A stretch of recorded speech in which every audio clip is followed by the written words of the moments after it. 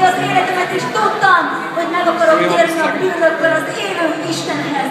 És akkor átadtam Istennek az életemet, és Isten megváltoztatta az életemet. Valóságosan új életet kaptam Istentől. Halleluja, Isten országa valóságos. Isten országa bennünk van, bennünk, akik hiszünk. Isten országa igazság, békesség és szeretet által való öröm. És figyelj, amikor kiáltottam Istenhez, akkor tudtam, hogy Isten meghallgatta az imámat. Tudtam, hogy Isten gyógyít, és Isten meggyógyított. Isten ma is akar szólni